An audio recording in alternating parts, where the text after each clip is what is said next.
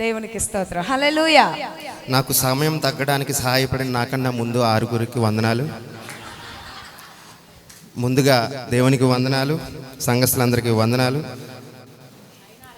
ఆసక్తి లేకపోయినా నన్ను ఎరిగించిన శామ్యూల్ బ్రదర్కి వందనాలు.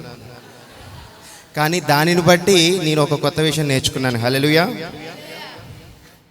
చిన్న ప్రేయర్ చేసుకుని మనం ముందుకెళ్దాం. పరిశుద్ధుడా, ప్రేమగల తండ్రి, జీవం గల దేవా, మీకే స్తుతి స్తోత్రములు తండ్రి. అయ్యా, 7వ మాటగా మాట్లాడటానికి నన్ను నిలబెట్టుకున్న దేవా, నీకు వందనాలు తండ్రి. మీకు స్తోత్రములు తండ్రి. నేను కాదని నాయన, నాలో మీరే ఉండి మాట్లాడండి. నేను మాట్లాడదలుచుకున్న ఈ కొన్ని మాటలు తండ్రి స్పష్టంగా చెప్పి తండ్రి అర్థం చేసుకునే శక్తి వారికి కూడా నాకు దయచేయండి. చెప్పే శక్తి నాకు దయచేయండి. మీరు తోడుండి నన్ను నడిపించమని యేసునామములో తండ్రి అడిగి వేడుచున్నాం తండ్రి. ఆమేన్. 7వ మాట నాకు ఇచ్చిన అంశం ఏంటంటే అండి, అప్పుడు యేసు గొప్ప శబ్దముతో కేకవేసి, తండ్రి, నీ చేతికి నా ఆత్మను అప్పగించుచున్నాను అని ఇలాగు చెప్పి ప్రాణము విడిచెను. లూకా 23:46. ఈ లేఖనం నెరవేర్పు అంటే ఎక్కడుందంటే మనకి కీర్తనల్లో ఉంటుంది. చూడండి ఒకసారి. నా ఆత్మను నీ చేతికి అప్పగించుచున్నాను 31:5. కీర్తన 31:5లో నా అంతే చాలండి, అంతే. లూకా 23:46లో నెరవేరించి చూడండి. అప్పుడు యేసు గొప్ప శబ్దముతో కేకవేసి, తండ్రి, నీ చేతికి నా ఆత్మను అప్పగించుకొనిచున్నాను అని ఇలాగ చెప్పి ప్రాణము విడిచెను. మన ప్రాణం మన చేతుల్లో ఉంటుందా అండి? ఎప్పుడు వస్తుందో ఎప్పుడు పోతుందో మన చేతుల్లో ఉంటుందా? కానీ ఇక్కడ చూడండి ఒకసారి. ఆయన ఇలాగ చెప్పి ప్రాణము విడిచెను అంటే ఎవరి చేతుల్లో ఉంది అది ప్రాణము? యేసుప్రభు వారి చేతిలోనే ఉంది. ఎందుకుంది చేతిలో? తండ్రి ఆయనకి అప్పచెప్పిన, కుమారుడికి అప్పచెప్పిన పని, ఆ పని నెరవేర్పు వరకు ఆ ప్రాణము ఆయనే దాచుకున్నాడు. ఆ పని నెరవేర్పు అయిన తర్వాత ఆయనే దానిని వదిలిపెట్టాడు, ప్రాణాన్ని వదిలిపెట్టాడు. హల్లెలూయా. ఇంకొక వాక్యం చూద్దామండి మనం. యోహాను 10:17. నేను దానిని మరలా తీసుకొనున్నట్లు నా ప్రాణము పెట్టుచున్నాను, ఇందువలననే నా తండ్రి నన్ను ప్రేమించుచున్నాడు. నేను మరలా తీసుకొనున్నట్లు నా ప్రాణము పెట్టుచున్నాను. ఈ లోకంలో ఎవరికి ఉందా ఈ ఆప్షన్? ప్రాణం పోతే మళ్ళీ తిరిగి వస్తుందా? కానీ ఈ ఆప్షన్ ఎవరికి ఉంది? ఎలా ఉంది? తండ్రి ఇచ్చిన అదనమాట. ఇందువలననే నా తండ్రి నన్ను ప్రేమించుచున్నాడు. హల్లెలూయా. 18 కూడా చదవండి ఒకసారి. 10. ఎవడును నా ప్రాణం తీసుకొనడు, నా అంతటా నేనే దానిని పెట్టుచున్నాను. దాని పెట్టుటకు నాకు అధికారము గలదు, దానిని తిరిగి తీసుకొనుటకు నాకు అధికారము కలదు. నా తండ్రి వలన ఈ ఆజ్ఞ పొందితున్నా నేను. ఇక్కడ చెప్పారు చూడండి స్పష్టంగా. ఈ ఆజ్ఞ ఎవరి వల్ల పొందారంట? తండ్రి వలన. ఎవడను నా ప్రాణము తీసుకొనడు, నా అంతటా నేను దాన్ని పెట్టుచున్నాను. అంతేగాని వాళ్ళేదో కొరడాలతో కొట్టి సిలువ వేసి ఇంత చేసినా కూడా ఆయన ప్రాణం పోలేదు. ఆయన అంతటా ఆయన అనుకుని ఆయన ప్రాణం విడిచాడు. దేనికోసం? తండ్రికి ఇచ్చిన మాట కోసం, తండ్రి ఇచ్చిన ఆజ్ఞ కోసం. మనం ఈ 7వ మాటలో చూస్తే మనం క్లియర్గా చూడొచ్చు, తండ్రి కొడుకుల ప్రేమ ఉంటుంది మెయిన్. అవునా కాదా? ఈ లోకంలో తల్లిదండ్రులు తండ్రి కొడుకుల ప్రేమ ఎట్లుంటుంది అంటే, యవనంలో ఉన్నప్పుడు ఒకలాగా, పెద్ద అయినప్పుడు ఒకలాగా, స్కూల్కి వెళ్ళేటప్పుడు ఒకలాగా ఉంటుంది. అది ప్రేమ మారుతూ ఉంటుంది. ఎప్పుడు ఒకటేలాగా ఉంటుందా తండ్రి కొడుకుల ప్రేమ? ఉంటుంది కదా. రేపు పొద్దున్న భవిష్యత్తులో తల్లిదండ్రులు చూసుకోవాలి అన్నప్పుడు ఆ ప్రేమ వేరే ఉంటుంది. మళ్ళీ ఏంటి ఇలా నేను చూసుకోవాలా? చిన్నప్పుడు ముడ్లు కడిగినప్పుడు మాత్రం ఏం ఉండదు. కానీ పెద్దవి చూసుకోవాల్సిన వచ్చినప్పుడు మాత్రం నువ్వు చూసుకో, నువ్వు చూసుకో, నువ్వు చూసుకో, ఇట్లా వేసుకుంటారన్నమాట చీటీలు. కానీ ఇక్కడ తండ్రికి అను కొడుకున్న ప్రేమ చూడండి. ఆయన ఆ సిలువ వేయుటకు ఎంత హింసించినను తండ్రికి ఇచ్చిన మాట ప్రకారం, తండ్రి ఇచ్చిన ఆజ్ఞ ప్రకారం ఎక్కడా కూడా సడలకుండా వడలకుండా దాన్ని ఆఖరి వరకు ఆ ప్రాణము ఆయన చేతిలోనే ఉంచుకుని ఆయన ఆ సిలువ మీద తండ్రి అప్పచెప్పిన పనిని పూర్తి చేసిన తర్వాతే, నెరవేరిన తర్వాతకే, ఆ 7 మాటలు మాట్లాడిన తర్వాతే ఆయన అంతటా ఆయన ప్రాణము విడిచెను. హల్లెలూయా. ఇక్కడ ఏం కనపడుతుందంటే మనకి యేసయ్య జీవితంలో ఒకటి, తండ్రికి యేసయ్యకి మధ్యలో ఏం కనపడుతుందంటే, ఒకటి ప్రేమ కనిపిస్తుంది, నెక్స్ట్ నమ్మకం కనిపిస్తుంది, నెక్స్ట్ త్యాగం కనిపిస్తుంది. 3 ఉన్నాయా? 3 ఒకటేనా? 3 వేరు వేరు. ప్రేమ వేరు, నమ్మకము వేరు, త్యాగం వేరు. త్యాగము ఇప్పుడు మనకి ఈ లోకంలో అన్నీ ఉంటే ఒకలాగా ఉంటుంది, ఏమీ లేకపోతే ఒకలాగా ఉంటుంది. ఇప్పుడు ఎవరన్నా తండ్రి కొడుకు కోసం త్యాగం చేస్తాడా అండి? చాలా రేరు. ఇప్పుడు కొడుకులకి ఎవరికన్నా ఒంట్లో బాగోకపోతే కిడ్నీ ఇస్తే బాగవుతుందంట, అది ఇస్తే బాగవుతుందంట, లివర్ ఇస్తే బాగవుతుందంటే అందరి తండ్రులు ముందుకు వస్తారా? రారు. కానీ అసలు మనమెవరో అని యేసే మన కొరకు ప్రాణం పెట్టడానికి, అది చూద్దాం. అది ఒక్కసారి చూడండి, యోహాను 10:11.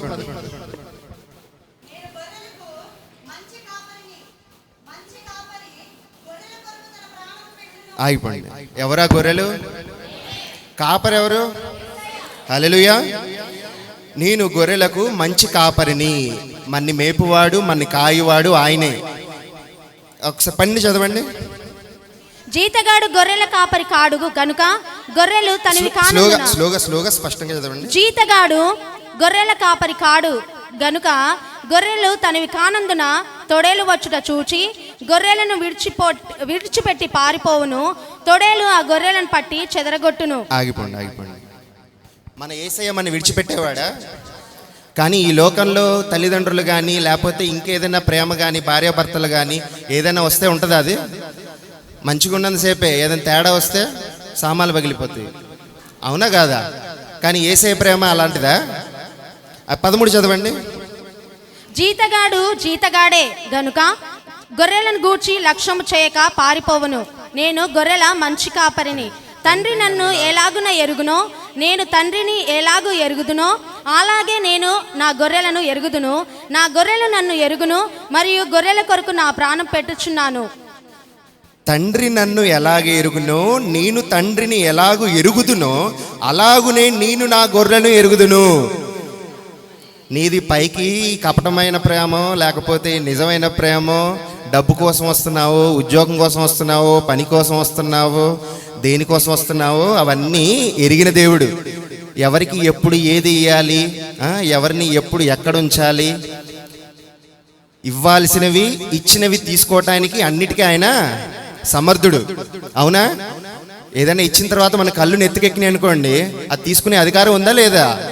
అందుకని మన జీవితాల్లో మనం ఈ మెయింటైన్ చేసే ఈ స్టేజ్లో అన్నీ తగ్గించుకుని ఉండాలి. అప్పుడే దేవుడు మన లోపలున్న హృదయాన్ని చూస్తాడనమాట. పైనున్నది కాదు, లోనున్న హృదయాన్ని చూసి వీడిది నిజమైనదా లేకపోతే ప్రేమ లేకపోతే ఈ విశ్వాసం ఎలాంటిది అనేది దేవుడికి తెలుసు. అలాంటి విశ్వాసంలో మనం కొనసాగాలని మనం ముందుకు వెళ్ళాలి. అయితే మనకి ఈ ప్రపంచంలో మెయింటెనెన్స్ చేయకుండా ఉన్నది ఏదైనా వస్తువు ఉందా అంటే ఒకసారి కొంటే ఇంకా దాన్ని మెయింటైన్ చేయక్కర్లేదు అని. గాలి మెయింటైన్ చేయాలి. ఎయిర్ ప్యూరిఫైర్లు వచ్చినాయి, ఏమైనా ఉన్నాయా? చాలా లిమిటెడ్. సపోజ్ రాయో డైమండ్ లేకపోతే పర్వతాలు ఇవన్నీ ఏంటంటే ఈ కొన్ని మాత్రమే నాన్ మెయింటెనెన్స్, మిగతా ఏదైనా కూడా మెయింటైన్ చేయాల్సిందే. బైక్ అనుకోండి ఇంజిన్ ఆయిల్ మార్చాలి, సైకిల్ అనుకోండి ఆయిలింగ్ చేయాలి, ఏసీ అనుకోండి క్లీన్ చేయాలి. ఈవెన్ ఏది తీసుకున్నా కూడా ఈ ప్రపంచంలో ఏదైనా కూడా మెయింటెనెన్సే. అలాగే క్రైస్తవుడి జీవితం కూడా మెయింటైన్ చేయాలి. మొదటి నుంచి ఆఖరి వరకు ఆయనకి ఇష్టప్రకారంగా నడవాలి అంటే భక్తిలో మనం మెయింటైన్ చేయాలి. ఒకసారి లేచి ఒకసారి తగ్గి ఒకసారి పాపంలో పడి ఒకసారి నిలబడి ఇలా కాకుండా మొదటి నుంచి ఆఖరి వరకు యేసయ్య తన తండ్రి చెప్పిన మాట విని మొదటి నుంచి ఆఖరి స్థితి వరకు ఎలాగ నడుచుకున్నాడో అలాగనే మనం నడవటానికి మనం ప్రయత్నించాలి. అవునా కాదా? అది అందును బట్టి దానికోసం మనం రోజు ప్రార్థన చేసుకోవాలండి. క్రైస్తవుడి జీవితం ఎట్లాంటిది? రోజు కడుక్కోవాల్సిందే. అంతేనా కాదా? ఏమన్నా మనం మంచోళమా? యాక్ట్ చేస్తున్నాం అంతే. నిజం ఇది. నేనైనా ఎవరైనా యాక్ట్ చేయటం అంతే, అంతకు మించి ఏం లేదు. ఇంకొక వాక్యం చూద్దాం, చూడండి ఒకసారి. రోమియోలకు రాసిన పత్రిక 5:6.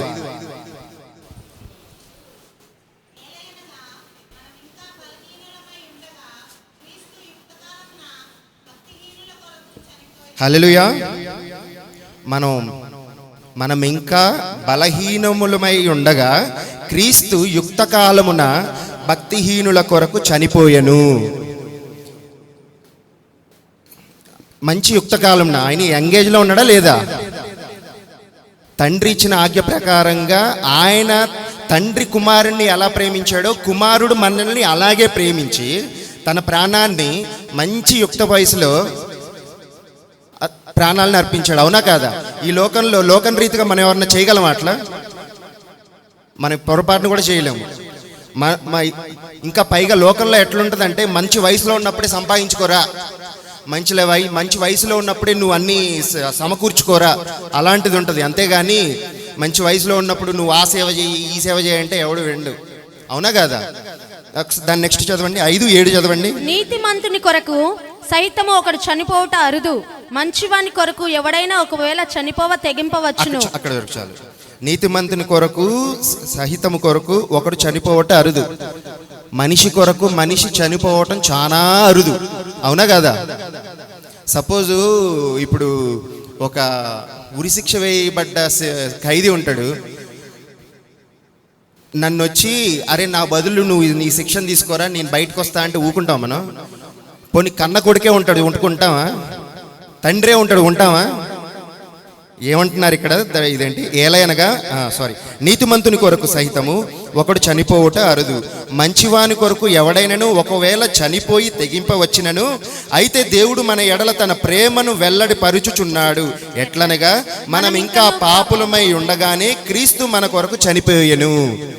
మనం ఇంకా పాపంలో ఉండగానే క్రీస్తు మన కొరకు చనిపోయెను. ఎవరన్నా చర్చికి రమ్మన్నారు అనుకోండి, ఏం చెప్తారు? నాకు పని ఉంది, అది అయిపోతే వస్తా. ఒకరిని వేసేసేది ఉంది, అది అయిపోతే వస్తా. వీడు చేసే పాపాలన్నీ చేసేసిన తర్వాతకి ఒకసారి వచ్చి పాపక్షమాపణ అడుగుదామని. కానీ ఇక్కడ దేవుడు అలా ఉన్నాడా? మనం ఇంకా పాపులమై ఉండగానే ఆయన యుక్త వయసులో ఆయన ప్రాణాన్ని దారబోసాడు సిలువ మీద. హల్లెలూయా, హల్లెలూయా. ఇంకొకటి తీయండి, 1 యోహాను 4:10. 4:10 1 యోహాను 4:10.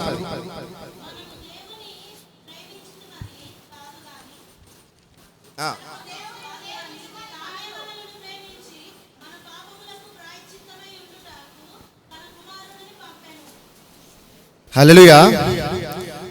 మనం ప్రేమించామా దేవుణ్ణి? దేవుడే మనని ప్రేమించి ముందుకు నడిపించాడా? దేవుడే మన ఎన్నుకున్నాడు, మనమేమో ఆయన ఎన్నుకోలేదు. ఎవరన్నా వచ్చి చెప్తే సర్లే నీ పని చూసుకోలే అని చెప్పే టైప్ అన్నమాట మనం. ఆయన ఎన్నుకున్నాడు కనుకే మనం ఈ స్థితిలో ఉన్నాం, ఈ స్థితిగతుల్లో ఉన్నాం. అంతేగాని మనం ఏదో ఆయన్ని ఎన్నుకోలేదు, ఆయనే మనల్ని ఎన్నుకున్నాడు. మనందరినీ ఎన్నుకుని ఇక్కడ నిలబెట్టిన దాన్ని బట్టి దేవునికి వందనాలు. హల్లెలూయా. మనము దేవునిని ప్రేమించితిమని కాదు, కానీ తానే మనను ప్రేమించి మన పాపములకు ప్రాయశ్చిత్తమై ఉండుటకు తన కుమారుణ్ణి పంపెను. ఇందులో ప్రేమ ఉన్నది. మన పాపముల కొరకు తండ్రి యేసుప్రభు వారిని ఈ లోకంలో ప్రాణబలి ఇచ్చుటకు ఆయన మన మీద ప్రేమతో ఇక్కడికి పంపి ఉన్నాడు. హల్లెలూయా. ఇలాంటి ప్రేమ ఉన్నదా అండి లోకంలో? కనిపిస్తుందా ఇలాంటి ప్రేమ? ఇలాంటి ప్రేమ ఎక్కడ కనపడదు. కేవలం శిలువ యాగంలోనే తండ్రి కొడుకుల మధ్యలోనే ఇలాంటి ప్రేమ కనిపిస్తుంది. ఈ లోకంలో ఇలాంటి ప్రేమ కనిపించదు. ఇక్కడున్న ప్రేమలన్నీ కూడా డబ్బులు అవసరానికి సంబంధించినవి తప్ప ఈ పైకి చెప్పే అన్ని ఉత్తయ్యే మొత్తం అంతా. అది భార్యాభర్తల బంధం అయినా లేకపోతే ఫ్రెండ్షిప్ అయినా ఏదైనా ఒక స్టేజ్ వరకే. ఒక స్టేజ్ దాటితే నువ్వెంత నేనంత అన్న టైప్లోనే ఉంటుంది. హల్లెలూయా. ఇంకొకటి చూద్దామండి, ఫిలిప్పు 2:8.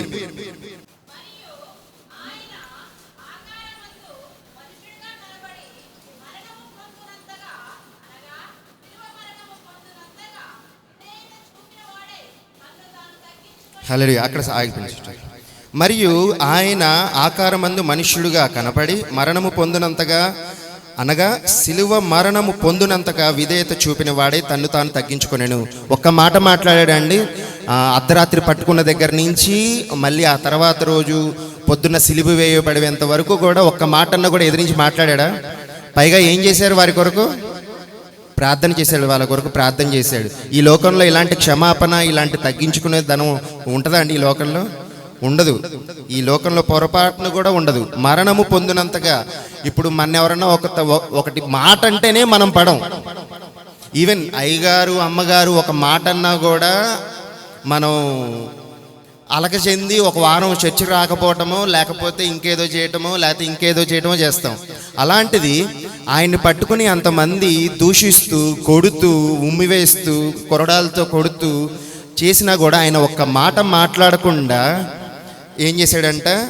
సిలువ మరణము పొందునంతగా విధేయత చూపిన వాడై తన్ని తాను తగ్గించుకొనెను. మనలో ఎంతమందికి తగ్గింపు ఉందో మనకే తెలియాలి. నాకు చాలా తగ్గింపు ఉందండి. హల్లెలూయా. అందుచేతను చదవండి, 2:9 చదవండి. అందుచేతను పరలోకముందున్న వారిలో గాని, భూమి మీద ఉన్న వారిలో గాని, 10 భూమి క్రింద ఉన్న వారిలో గాని ప్రతి వాని మోకాలను యేసు నామమున వంగునట్లును, ప్రతి వాని నాలుకయు 2:10 ప్రతి వాని మోకాలను యేసు నామమున వంగునట్లు ఈ అధికారం ఎవరిచ్చారు? యేసుప్రభు వారి పేరున ప్రతి మోకాలు వంగునట్లు తండ్రి ఈ అధికారం ఇచ్చాడు. ఎందుకోసం? ఆయన పెట్టిన ప్రాణం కొరకు, చూపిన ప్రేమ కొరకు, చేసిన త్యాగం కొరకు తండ్రి కుమారునికి ఈ అధికారము లేకపోతే ఈ గౌరవము ఇచ్చాడు. హల్లెలూయా. 11 చదవండి. ప్రతి వాని నాలుకయు తండ్రి అయిన దేవుని మహిమార్థమై యేసుక్రీస్తు ప్రభువని ఒప్పుకొనున్నట్లును, దేవుడు ఆయనను అధికంగా హెచ్చించి ప్రతి నామమునకు పైనామమును ఆయనకు అనుగ్రహించెను. హల్లెలూయా. అట్టి మరణము, అట్టి తగ్గింపు, అట్టి ప్రేమని చూపించి తండ్రి కుమారుడికి ఏ విధంగా అయితే ప్రేమను చూపాడో అదే విధమైన ప్రేమ ఆయన మనల్ని చూపించిన దాన్ని బట్టి వందనాలు. ప్రతి నామము పైనామమును ఆయన ప్రతి నామమునకు పైనామమునకు ఆయన అనుగ్రహించును. అన్ని నామముల కన్నా ఎవరి నామం? అన్ని నామముల కన్నా పైనామం యేసునామం. అన్ని నామముల కన్నా పైనామము యేసుని నామము. ఎన్ని తరములకైనా గణపరచతగినది క్రీస్తు నామము. యేసు నామము జయం జయము, సాతాను శక్తుల్ లయం లయము. యేసు నామము జయం జయము, సాతాను శక్తుల్ లయం లయము. హల్లెలూయా హోసన్నా హల్లెలూయా హల్లెలూయా ఆమేన్. హల్లెలూయా హోసన్నా హల్లెలూయా హల్లెలూయా ఆమేన్. హల్లెలూయా. ఈ ఘనత దేవుడు ఎలా తండ్రి కుమారునికి ఎందుకు ఇచ్చాడు? అన్ని నామముల కన్నా పైనామం యేసు నామం అని దేనికి ఇచ్చాడు? ఆయన మాటకి విధేయత చూపినందుకు, చేసిన త్యాగానికై, లేకపోతే ప్రాణం పెట్టిన విధానానిపై తండ్రి చూపిన ప్రేమ కుమారుని అర్థం చేసుకుని ఆ కుమారుడు మనల్ని అలాగే ప్రేమించాడు. ఏమన్నా ఇప్పుడు యెహోవా తండ్రి యేసయ్యకి చూపించిన ప్రేమకేను యేసయ్య మన మీద చూపించే ప్రేమకి ఏమైనా తేడా ఉందా అండి? ఏమీ తేడా లేదు. అది ఉంటుంది కదా వాక్యం.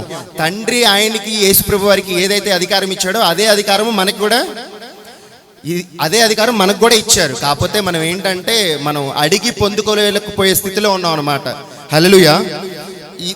ఈ మాటను బట్టి మనం ఏం అర్థం చేసుకున్నామంటే అండి, 1 ప్రేమ, 2 నమ్మకము, 3 త్యాగము. హల్లెలూయా. యేసయ్య చూపిన ప్రేమ. నెక్స్ట్ ఆయన ప్రాణము ఎవరు తీయలేరండి. ఆయన ప్రాణము ఆయన చేతుల్లోనే ఉన్నది, ఆయన కంట్రోల్లోనే ఉంది. తండ్రి ఆయనకి ఇచ్చిన పని పూర్తి చేసిన తర్వాతే ఆయన అంతటా ఆయన విడిచిపెట్టాడు.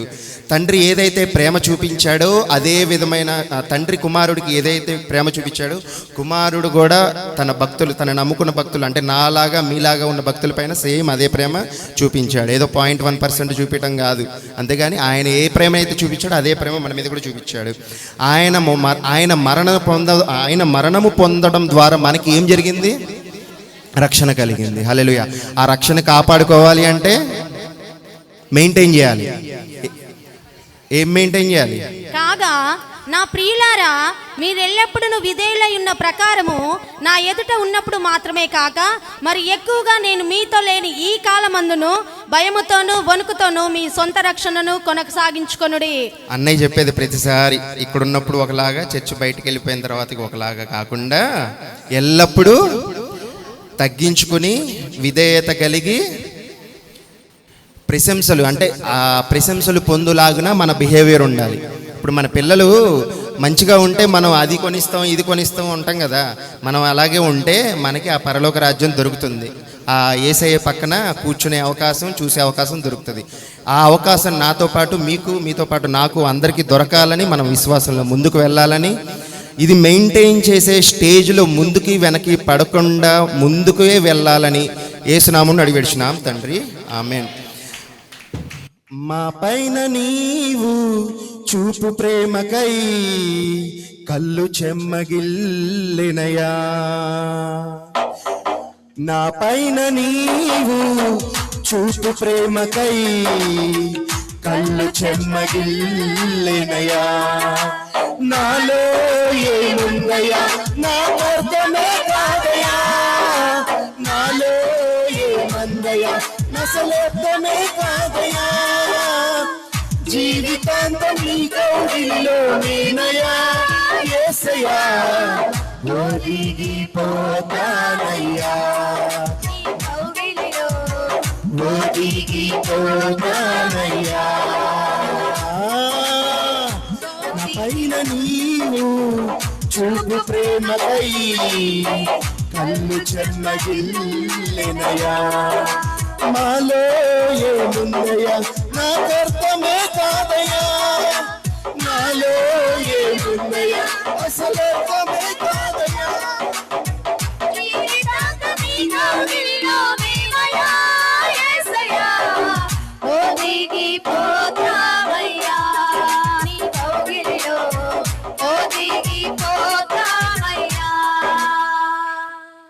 అలా ఒదిగిపోయే హృదయం నాకు మీకు అందరికి దయచేయాలని యేసు పేరిట అడుగుతున్నాను. హల్లెలూయా.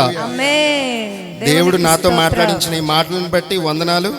హల్లెలూయా. అవకాశం ఇచ్చిన అమ్మగారికి, అయ్యగారికి, సంఘస్థులందరికీ వందనాలు. దేవునికి స్తోత్రం. ఒకసారి రెండు చేతులు పైకెత్తి హల్లెలూయా చెప్దామా? రెండు చేతులు పైకెత్తి హల్లెలూయా హల్లెలూయా హల్లెలూయా. సంతోషముగా ఉన్నవారు హల్లెలూయా. సంతోషపు ధ్వని హల్లెలూయా హల్లెలూయా. ఏడుగురిని నిలవబెట్టుకొని మాట్లాడిన అద్భుతమైన మాటలను బట్టి సమయం తెలియలేదు కదా. ఒక్కరు కూడా కదిలిన వారైనా ఆయన మరలా వచ్చి కదలకుండా వచ్చి కూర్చున్నారు. దేవునికి స్తోత్రం. ఈ క్రమం ఎంత బాగుంది. ఇది మరలా ఎక్కడ ఉంటుందో తెలుసా? ఎక్కడుంటుంది?